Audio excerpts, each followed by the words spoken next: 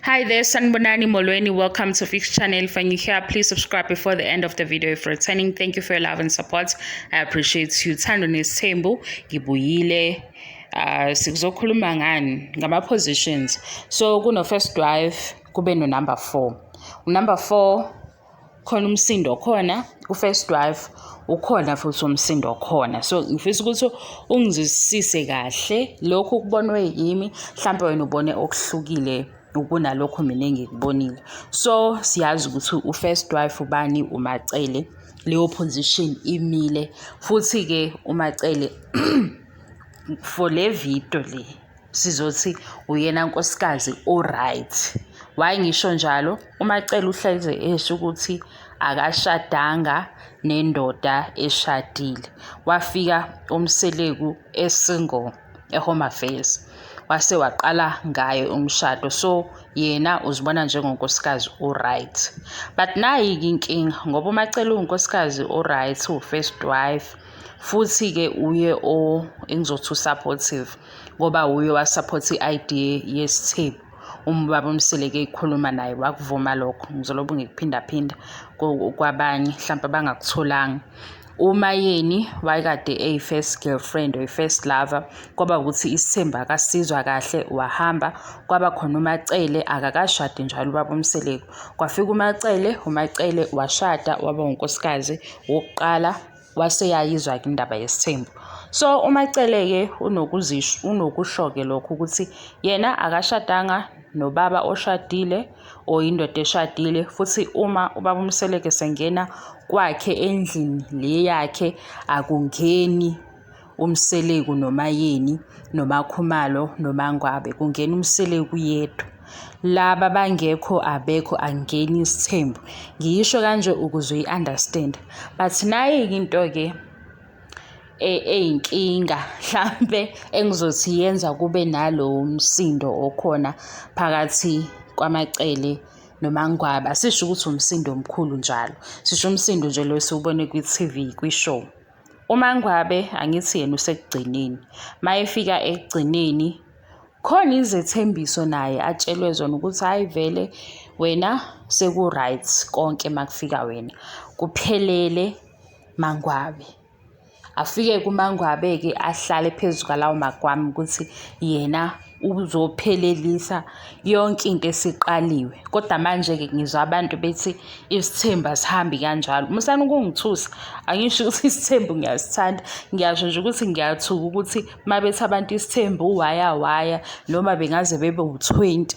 Kwake kwenzeka kuphi lokho la eSouth Africa kukhona? Angazi. Kodwa abantu bathi nje uma efike wathi uyindoda yesithembu o indoda eshada umshado wesithembu akumiwa. Kuyaqhubeka nje ukuthi nawe uzongena nabanye bayalandela, mina angazi kusho abantu. Nayi-ke indaba kaMangwabe noMacele. uMangwabe unezethembiso athembise zona. uMangwabe futhi ngizothi uhlukile phela. Noma efike kumshado wesithembu akazi uhambisana nama-ideas kaMacele ngoba uMangwabe usuka kule ndawo asuka kuyona, naye uney'fiso zakhe ay'fisayo empilweni, nakhona ukuthi abe sekugcineni i-choice yakhe. Kwenzeka-ke ukuthi uMacele wayeseba sekuqaleni. Manje uMacele ngibona ngathi khona la adonsa khona. Alikho elinye igama engizolisebenzisa, ngizothi uyadonsa.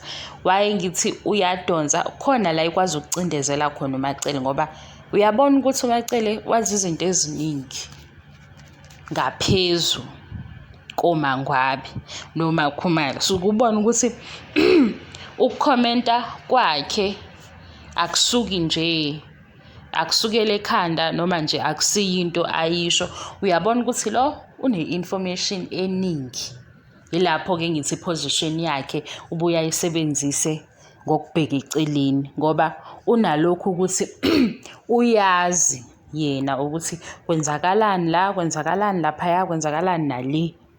Mase kwenzeka izinto abe umuntu futhi ongathi u-unbothered ngoba vele uyazi ukuthi kuzogcina igama elithini. Igama elizogcina leli elizoshiwo yena eselishwe eceleni.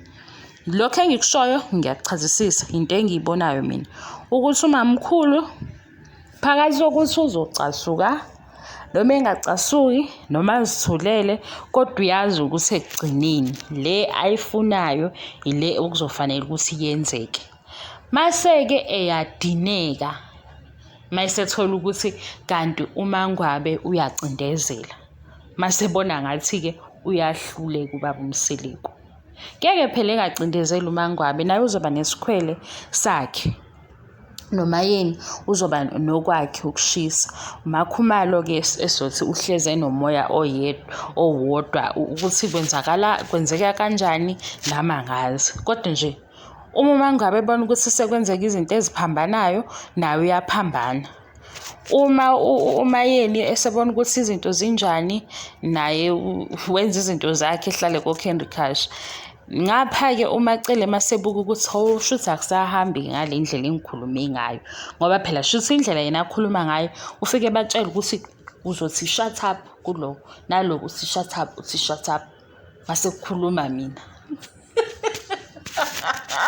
mase kukhuluma mina ngoba ngu-first wife angisho ukuthi phela usho kanjalo ngenzela ukuthi uyibone lento engiyichazayo ukuthi kahle kahle igama elibalekile noma indlela ezwakalayo ile yokuthi akujabula umamkhulu. Yilento engiyibukayo nje mangibuka lama episode from season 1 ugcine kule season esigcine ngayo season 5 ukuthi nje noma ngenzakalani kodwa inhliziyo kufanele ukuthi ingaphuki ekamamkhulu.